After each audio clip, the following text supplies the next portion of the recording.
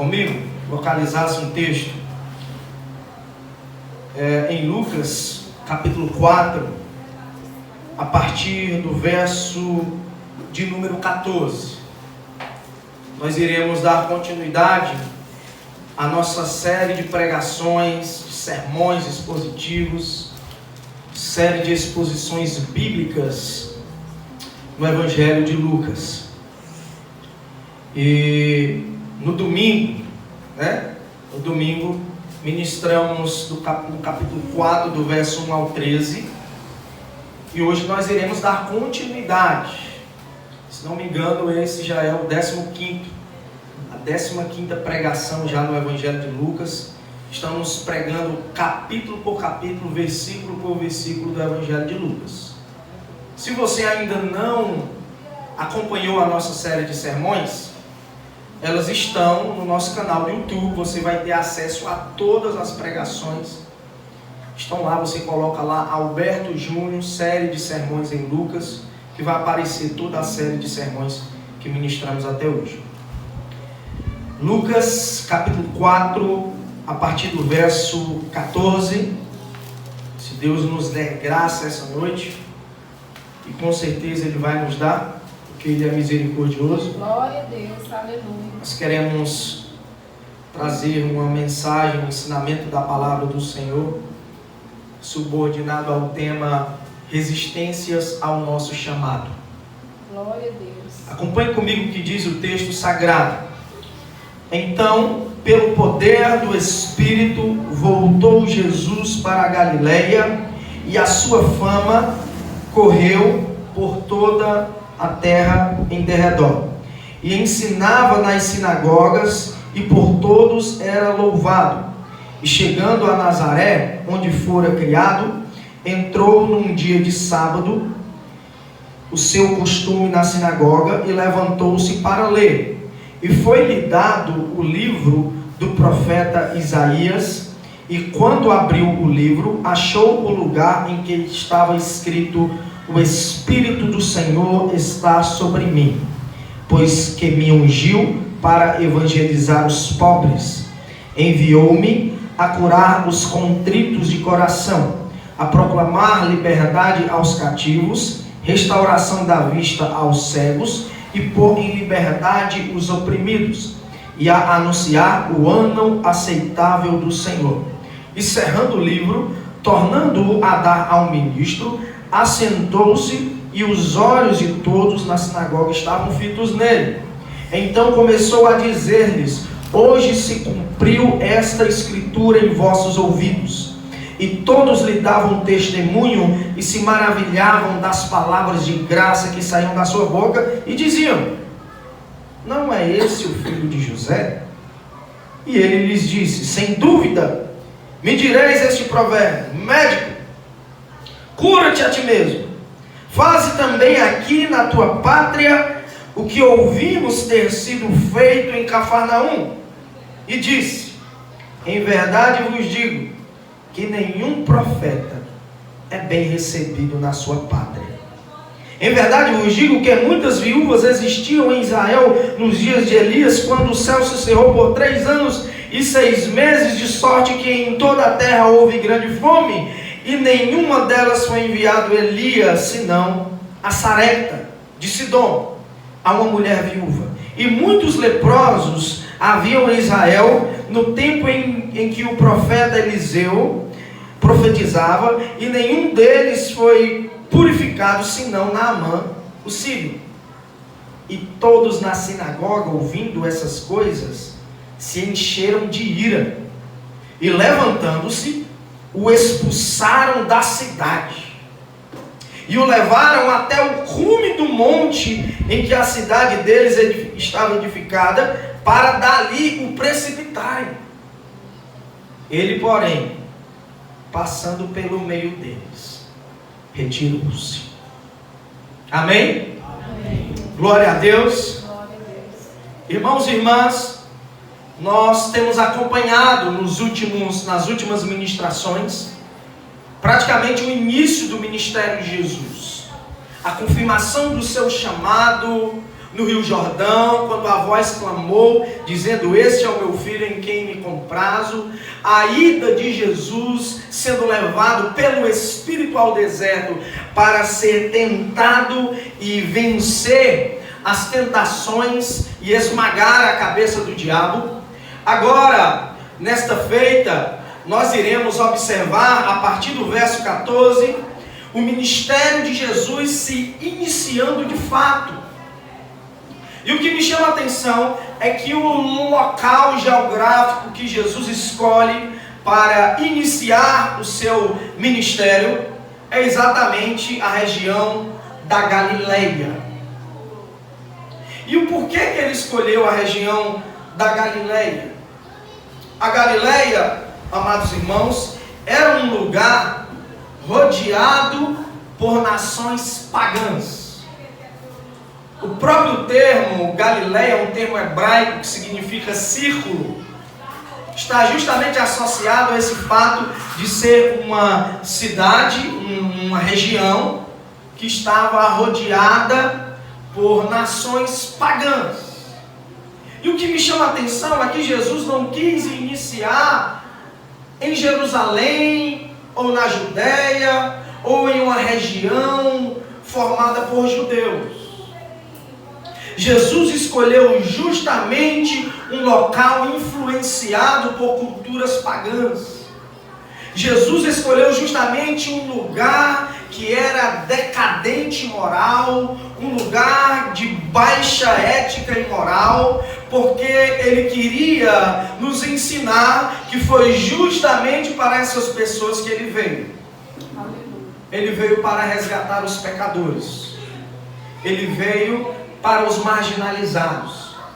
Ele veio para os fracos. Ele veio para resgatar o perdido. Ele veio para libertar o cativo. Ele veio para justamente o pecador.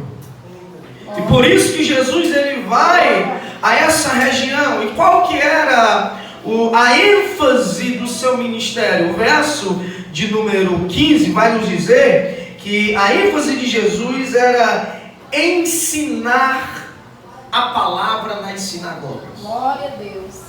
Jesus não iniciou o seu ministério fazendo milagres, apesar de durante o ministério ele ter realizado muitos milagres.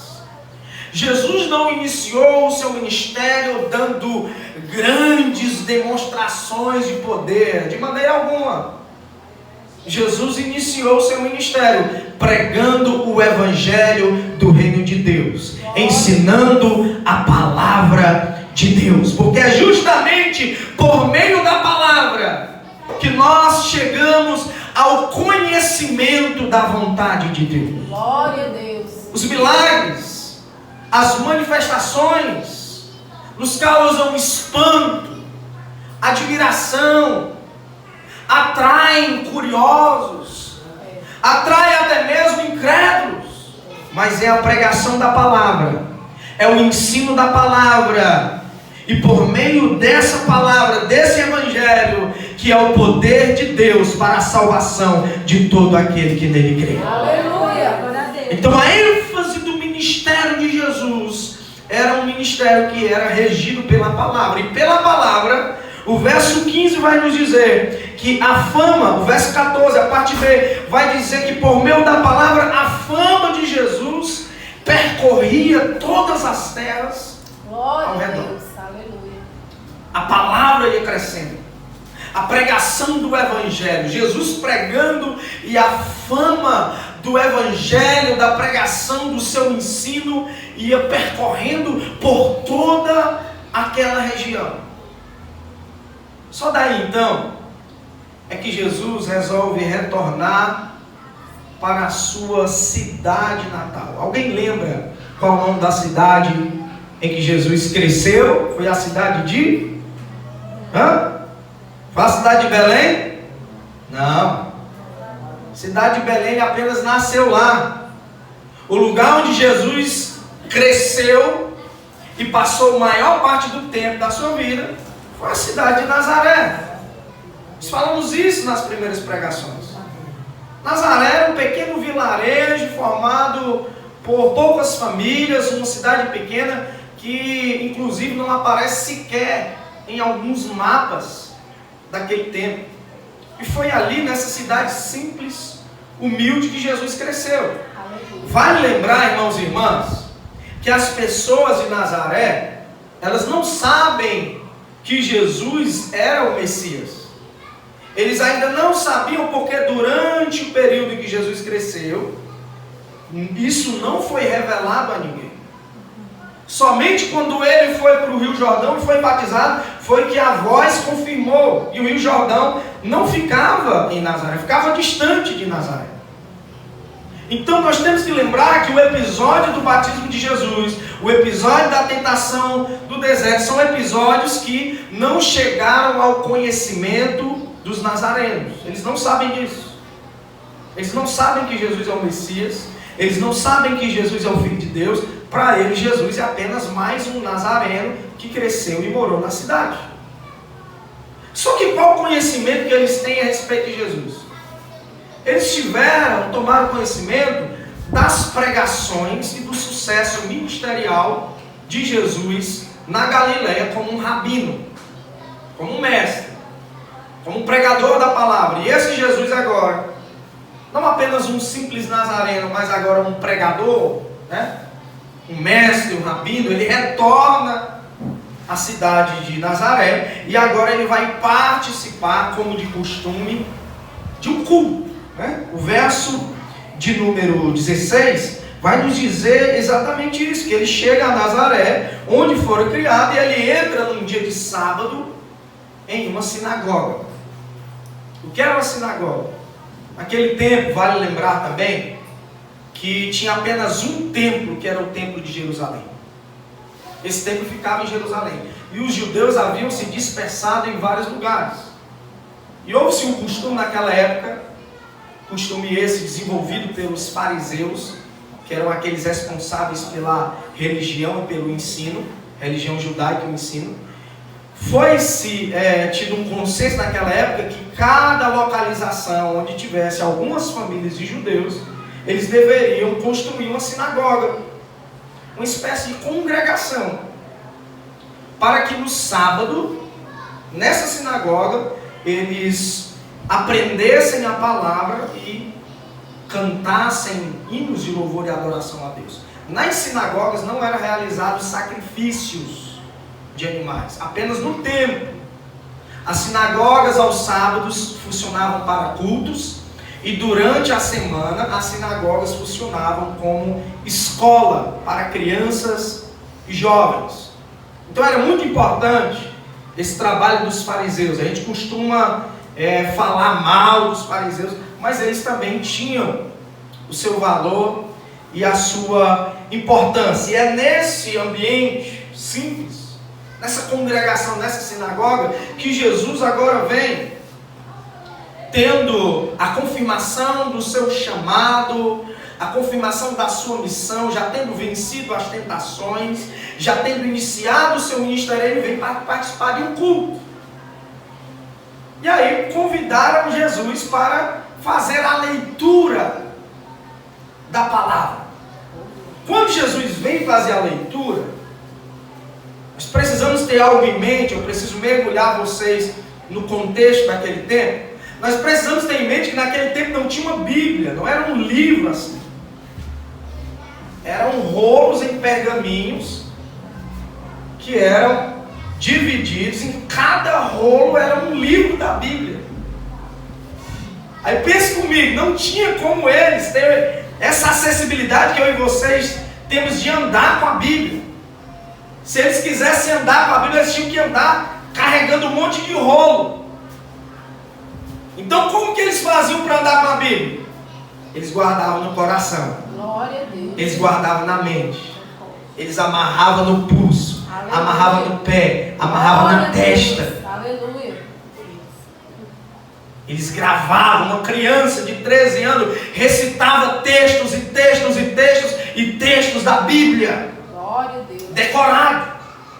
Essa era a cultura. Eles estudavam, eles amavam a palavra.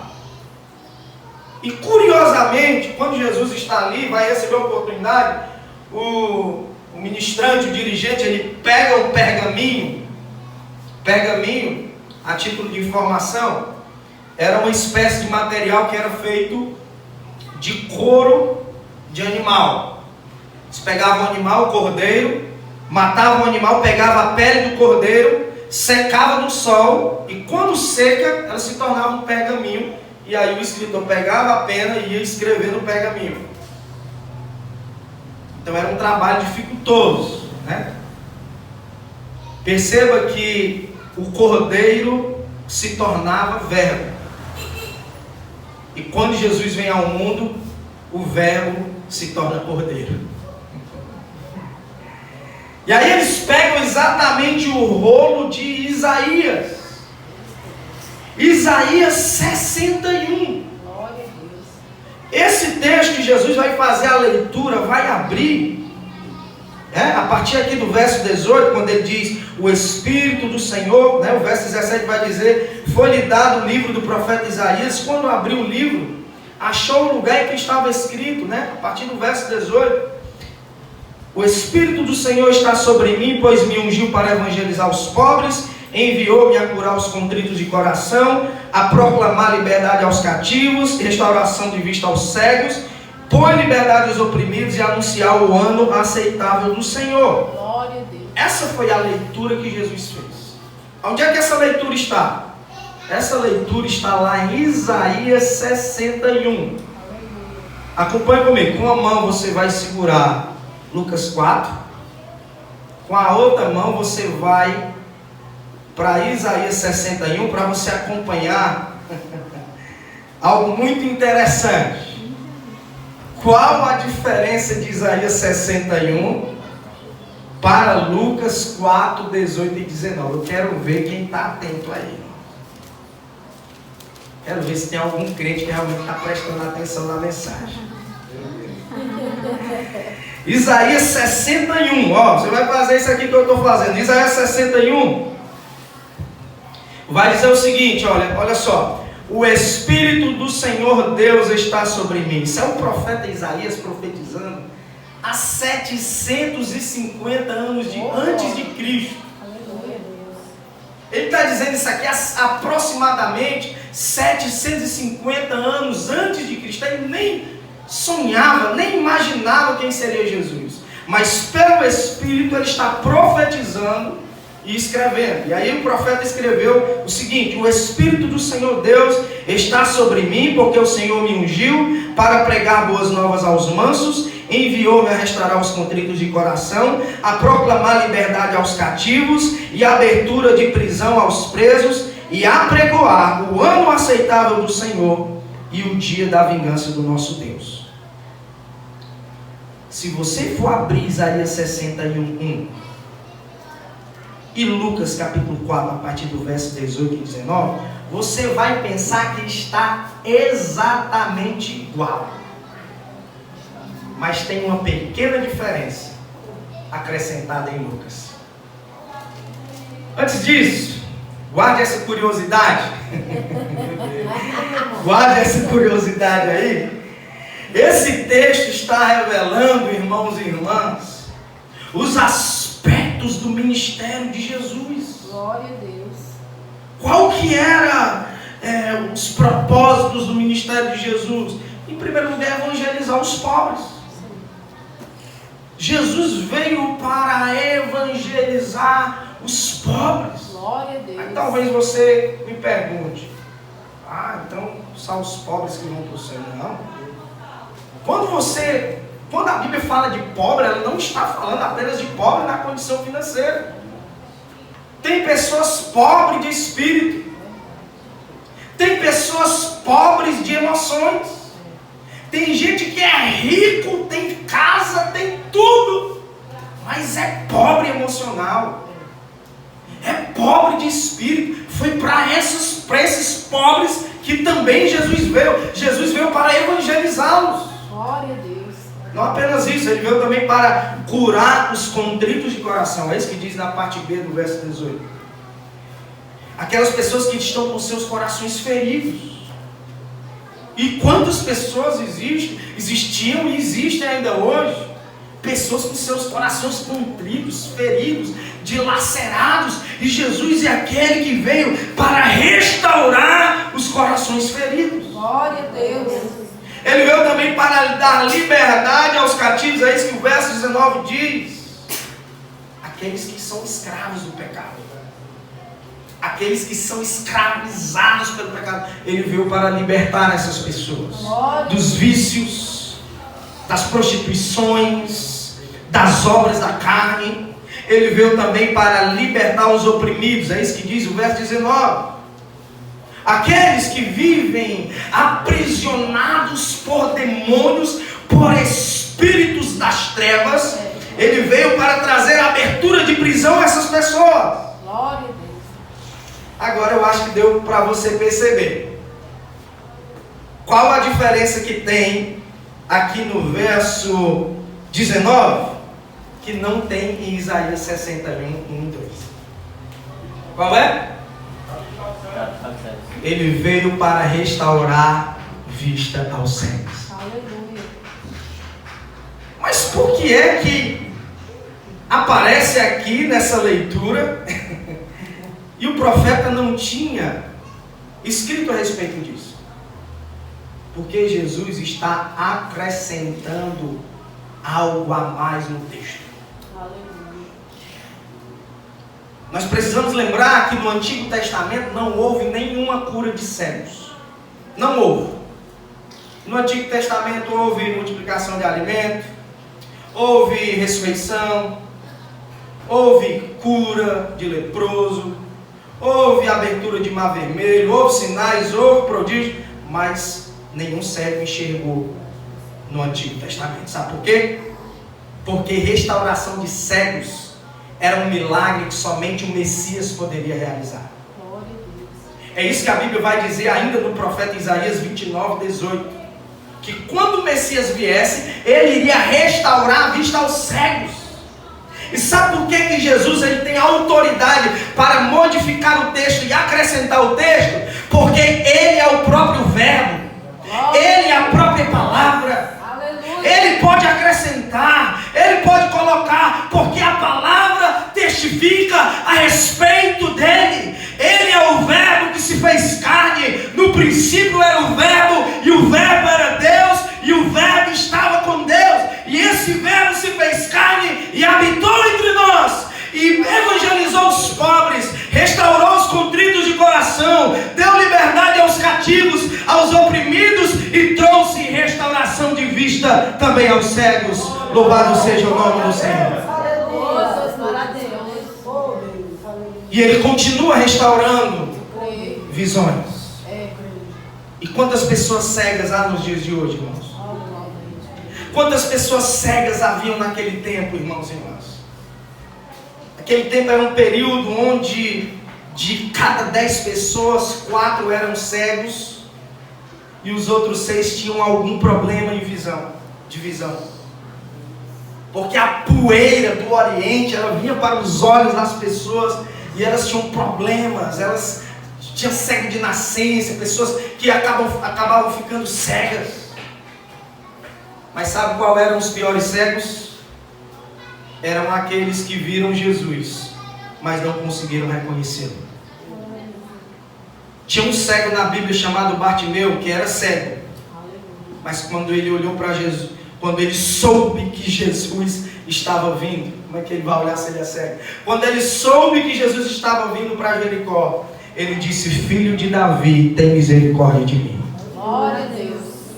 Ele conseguia enxergar mais do que aqueles que achavam que tinham visão, mas não conseguiam reconhecer o ministério de Jesus. Glória a Deus, aleluia. Da mesma forma, muitas pessoas nos dias de hoje, pessoas que estão com o evangelho escancarado diante deles e delas e não conseguem enxergar, sabe por quê? Porque Paulo, escrevendo aos Coríntios, na segunda epístola, no capítulo 4, verso 4, diz que o Deus, com D minúsculo desse século, cegou o entendimento das pessoas para com que não lhes resplandecesse a verdade do evangelho. Mas Jesus veio para purificar, restaurar as visões, a fim de que possamos ver. Foi isso que ele fez comigo e com você. Ele arrancou eu e você do império das trevas, abriu os nossos olhos e a luz do Evangelho resplandeceu sobre nós. E hoje, se você crê, você verá a glória de Deus. Aleluia! Glória a Deus, aleluia de Deus. Irmãos e irmãs, quando Jesus termina de fazer essa leitura, no verso de número 20, se você estiver com a sua Bíblia aberta, se não, permaneça. Em Lucas, no capítulo 4, estamos expondo cada versículo. Quando ele termina a leitura, o verso 20 vai dizer que ele encerra o pergaminho. Ele começa a enrolar o pergaminho. E aí ele entrega o pergaminho ao ministro e se assenta. Porque naquela época eles pregavam sentados. Porque eles não tinham pressa para sair da presença de Deus. Ele se assenta aqui na frente para expor o texto que ele leu, para explicar o texto que ele leu. E o texto vai nos dizer que os olhos, eu quero colocar você dentro daquela sinagoga. As pessoas ficaram olhando com os olhos fixados nele, esperando o que era que ele ia explicar a partir daquele texto que ele leu. E o verso 21 diz que ele vai começar a mensagem na sua introdução dizendo: hoje se cumpriram essas escrituras que eu acabei de ler. Glória a Deus. Eles ficaram espantados. Eles não conseguiram perceber o que estava acontecendo ali. Eles não entenderam de pronto o que Jesus estava querendo dizer. Mas sabe o que era que Jesus estava querendo dizer ali? Que aquela palavra que havia sido escrita a respeito dele, agora estava se tornando carne.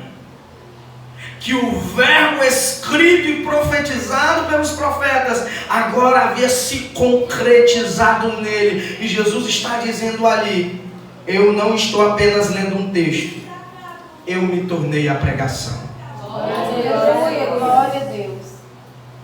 Nós não devemos apenas pregar, mas sobretudo nós devemos nos tornar aquilo que pregamos. Glória a Deus.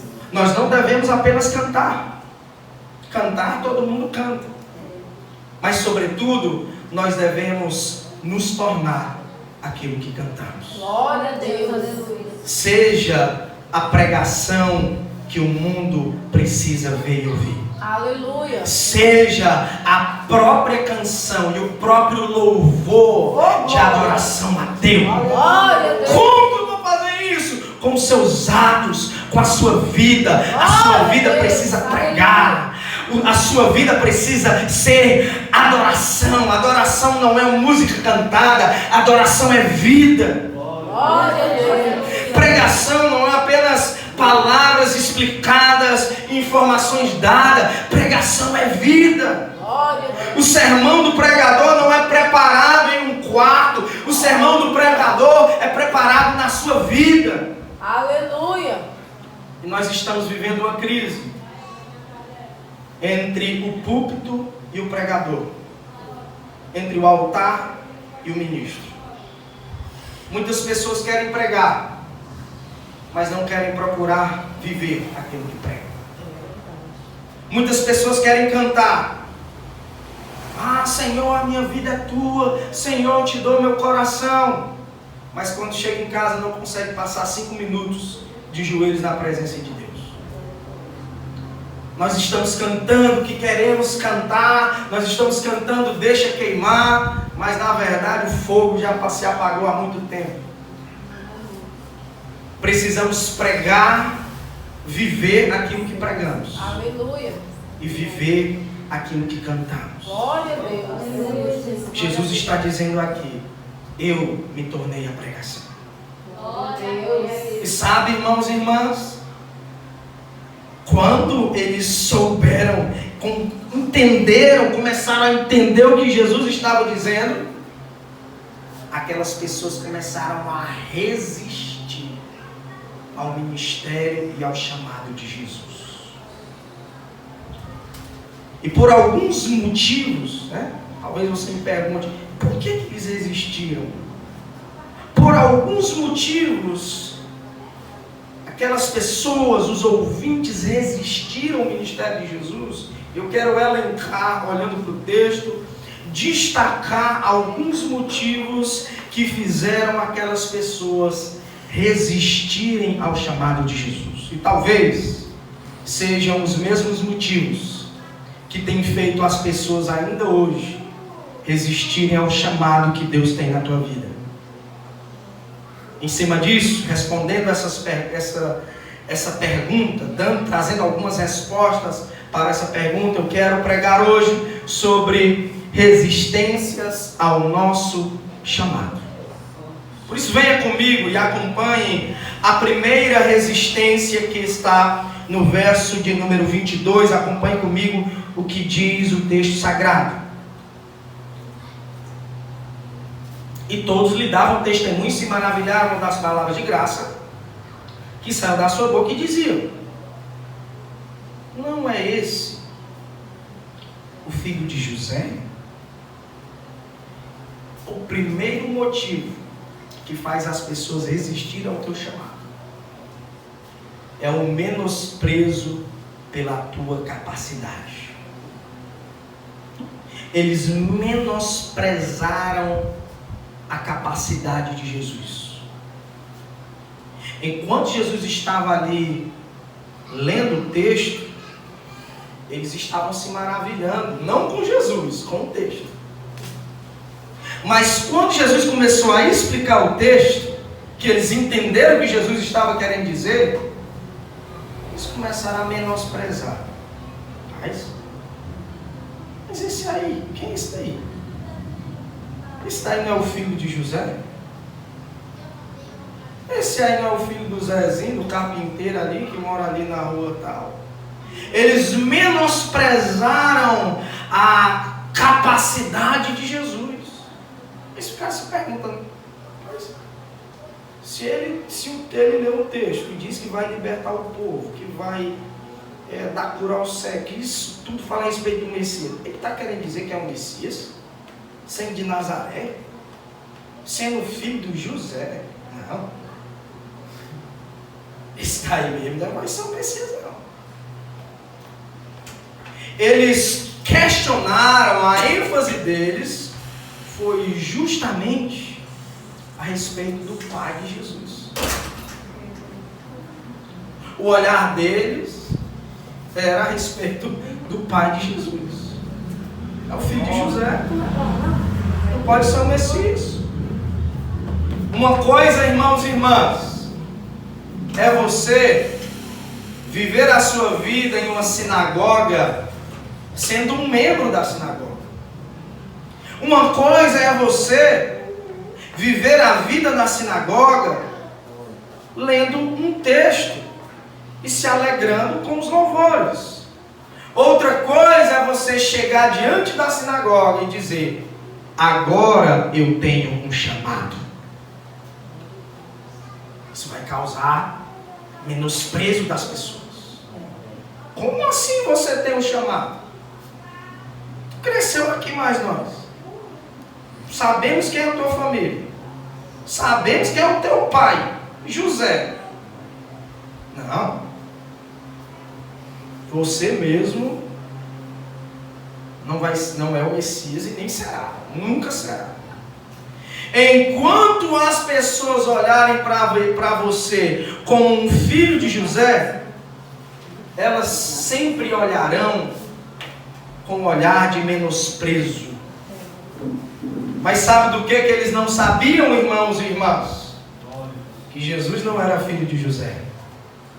Que Jesus era filho de Deus. Eles olharam com um olhar carnal de desprezo para o Pai terreno de Jesus. E esqueceram que aquele que estava ali diante deles não estava dizendo que era o Messias na capacidade de filho de José, mas ele estava dizendo aquilo porque o Pai que está nos céus rasgou os céus, olhou para ele e disse: eis o meu filho amado em quem me comprazo. Ele estava dizendo isso na capacidade do Espírito está dizendo, eu sou filho de José e vou libertar o povo. Não, ele está dizendo, o Espírito do Senhor, do meu Pai, está sobre mim. Glória. Irmãos e irmãs, tem muita gente menosprezando você por causa da sua falta de capacidade. Tem muita gente menosprezando você por causa da tua condição financeira, por causa do bairro onde você mora, por causa do transporte que você tem.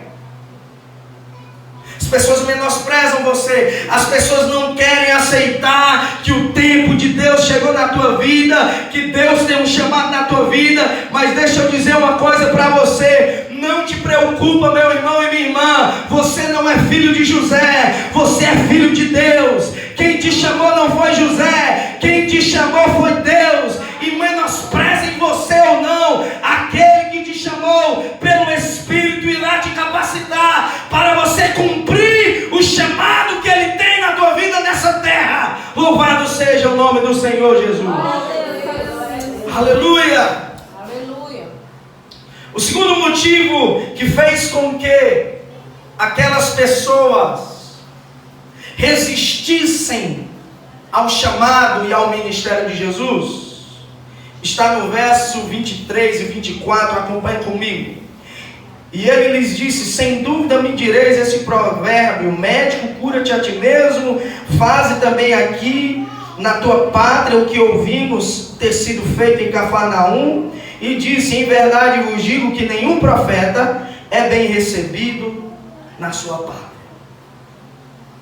O segundo motivo que fez aquelas pessoas resistirem ao ministério de Jesus foi o preconceito pela familiaridade.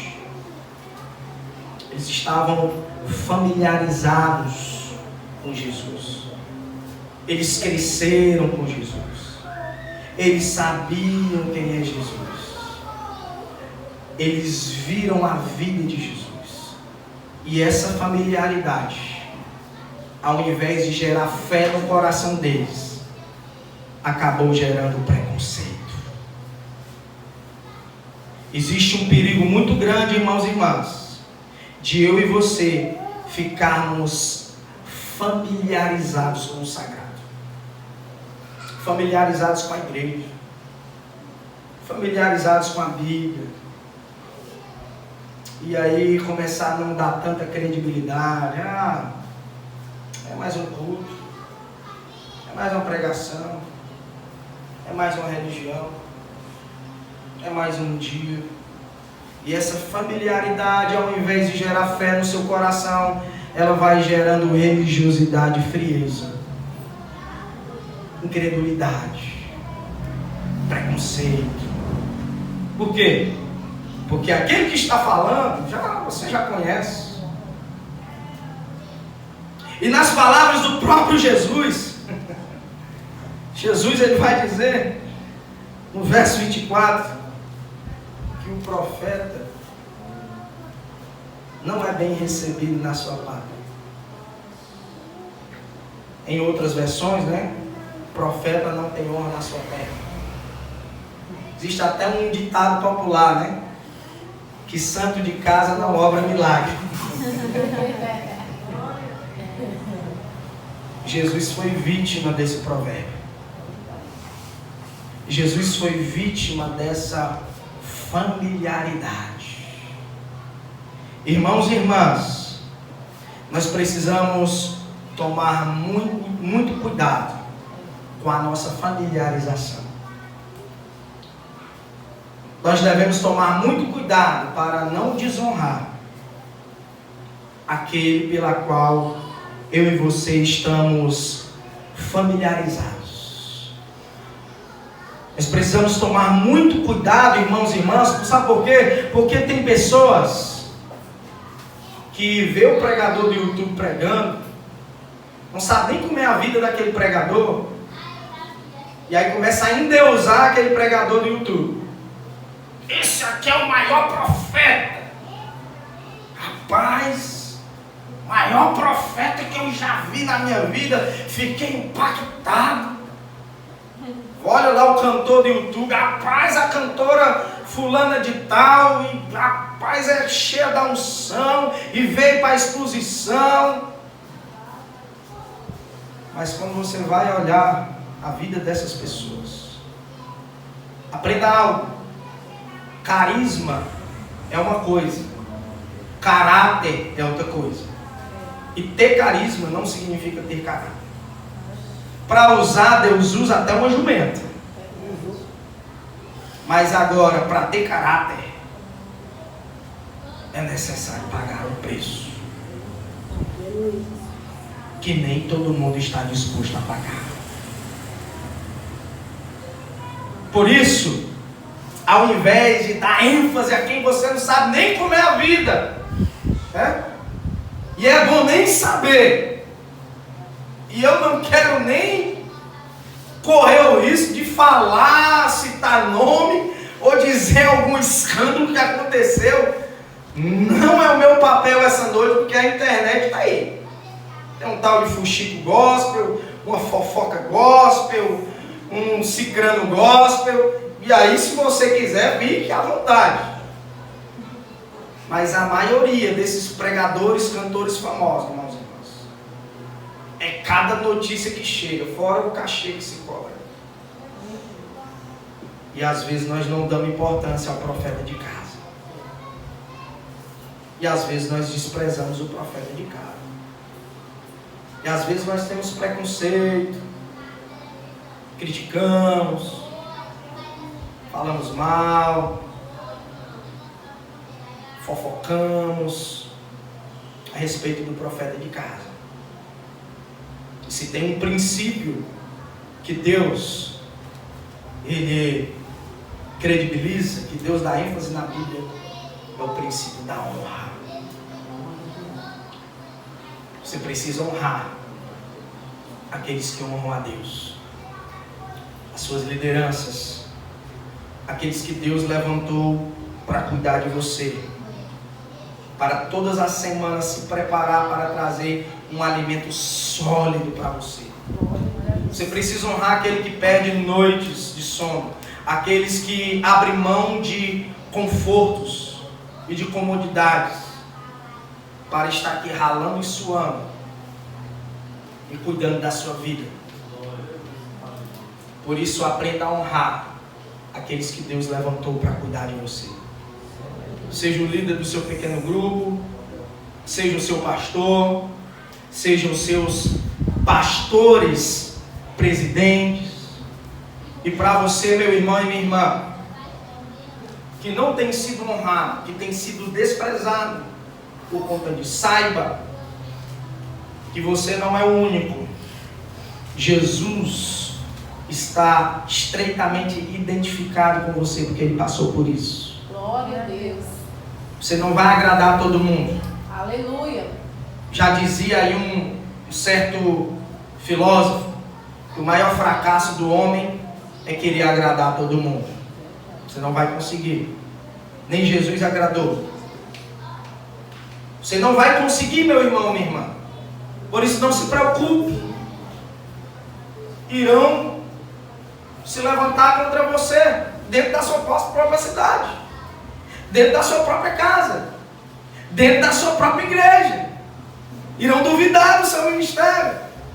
Irão questionar a tua chamada.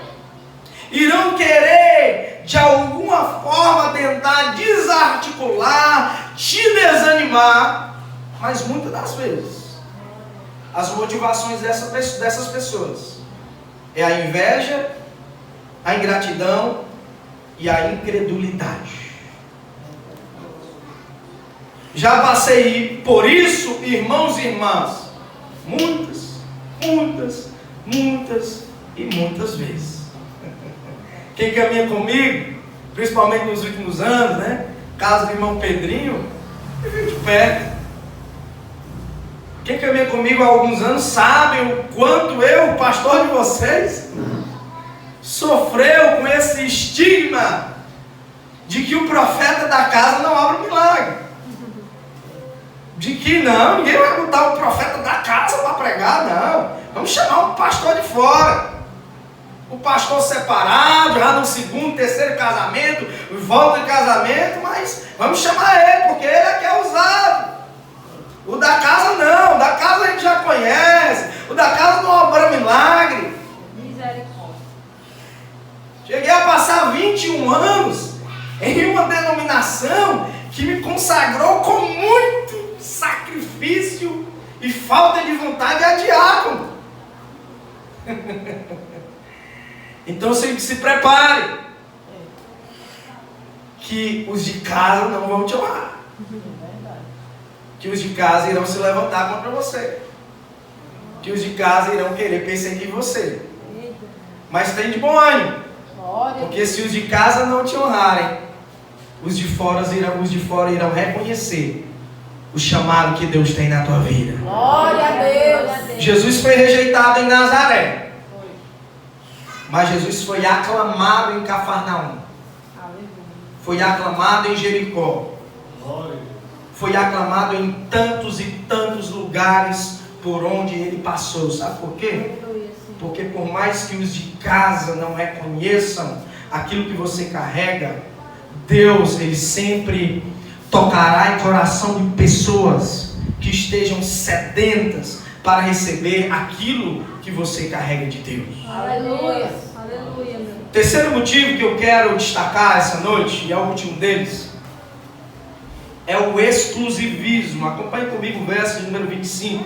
Em verdade vos digo que muitas viúvas existiam em Israel nos dias de Elias, quando o céu se cerrou por 3 anos e 6 meses, de sorte que em toda a terra houve grande fome, e nenhuma delas foi enviado Elias, senão a Sarepta de Sidom, a uma mulher viúva, e muitos leprosos haviam em Israel no tempo do profeta Eliseu, e nenhum deles foi purificado, senão Naamã, o sírio.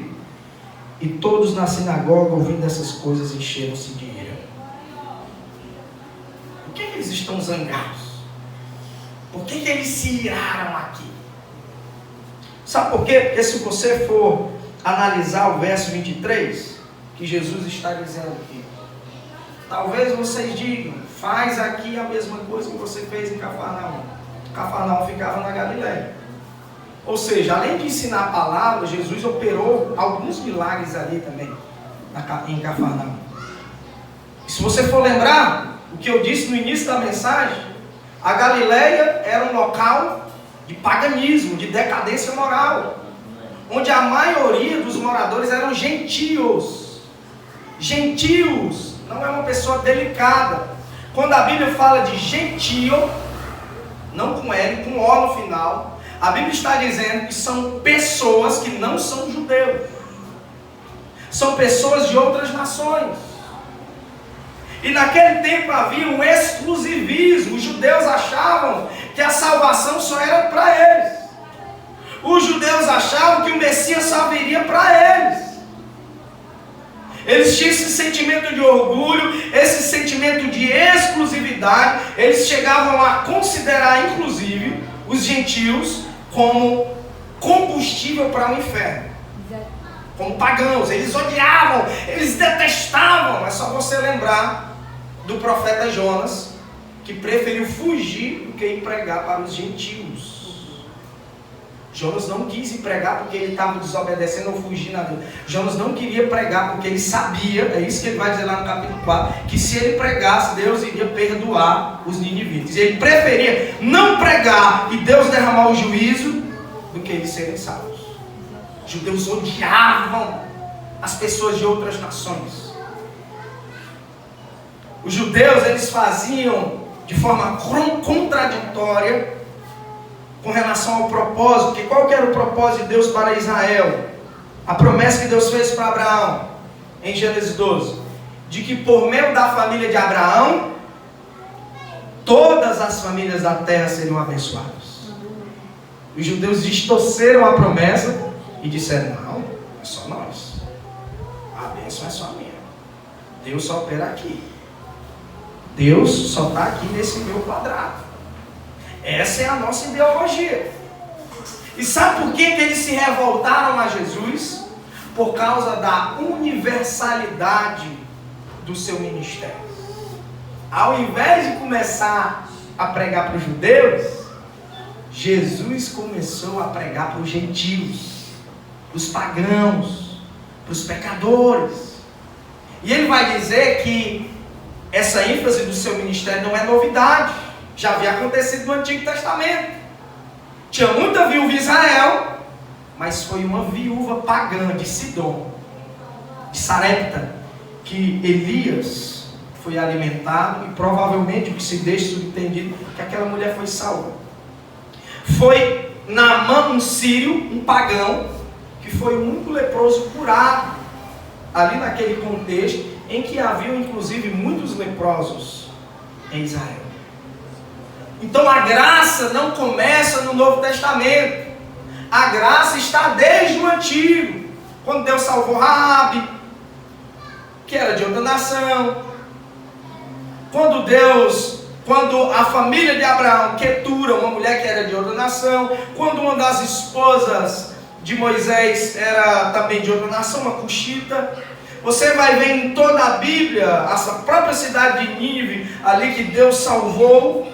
Você vai ver por toda a Bíblia a graça de Deus manifestada no Antigo Testamento.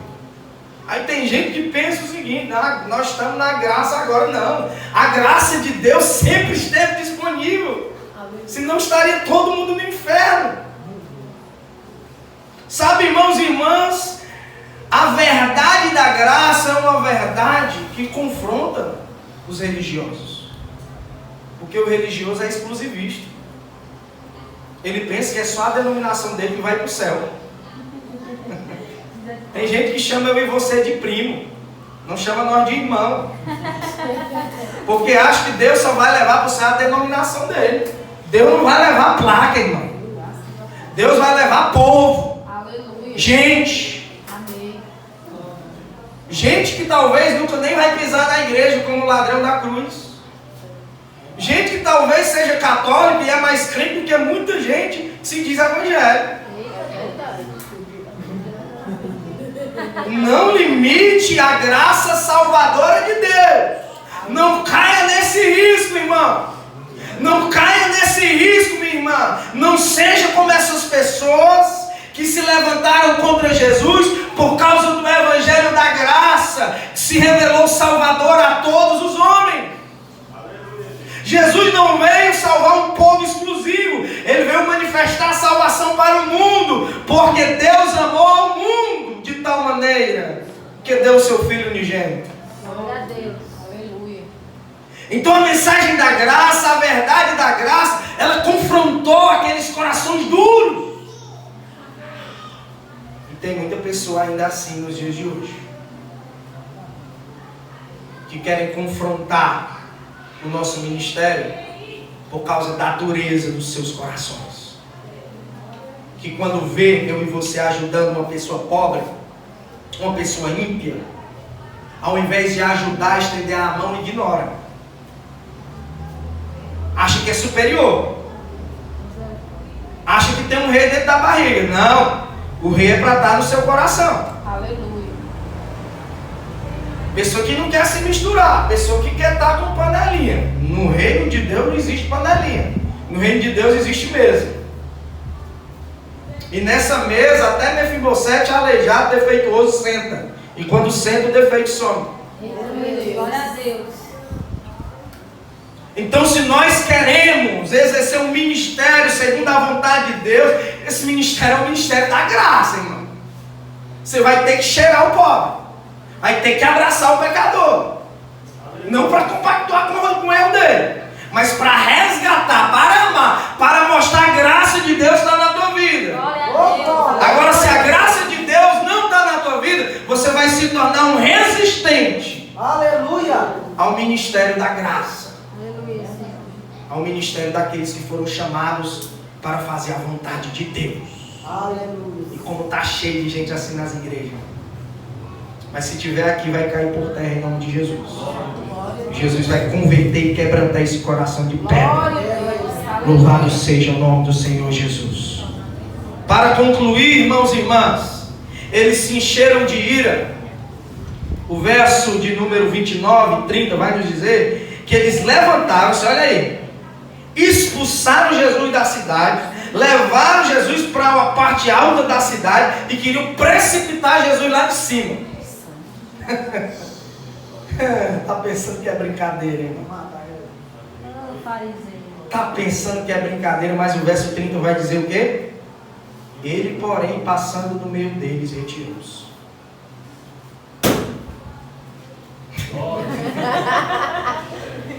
Deixa eu te dizer uma coisa, meu irmão. Deixa eu te dizer uma coisa, minha irmã. Vão tentar matar você. Vão tentar destruir o teu ministério.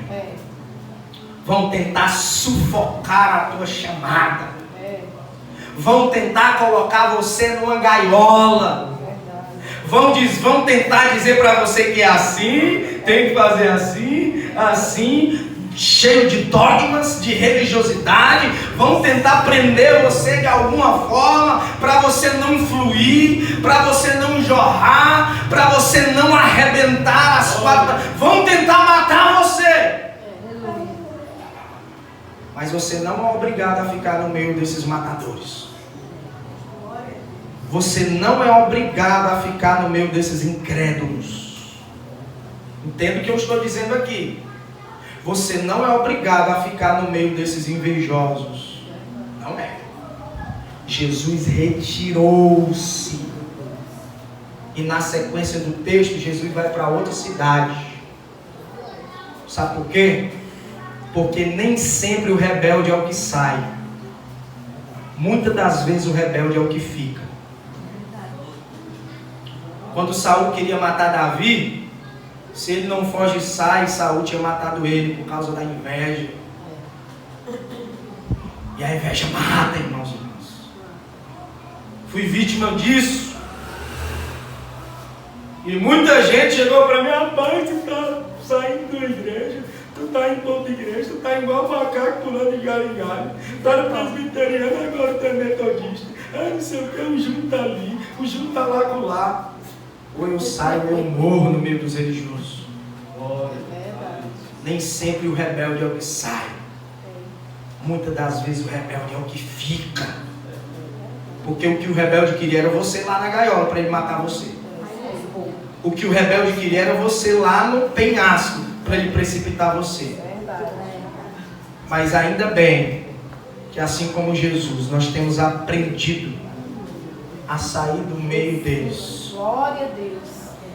E a seguir o nosso chamado, aonde as pessoas precisam ouvir o Evangelho. Aleluia. Por isso, meu irmão e minha irmã, não se preocupe. Se tiver que sair de uma igreja, saia. Se tiver querendo matar você lá nessa igreja, matar a tua família, destruir o teu ministério, saia. Não procure uma igreja perto de casa. Procure uma igreja perto da Bíblia.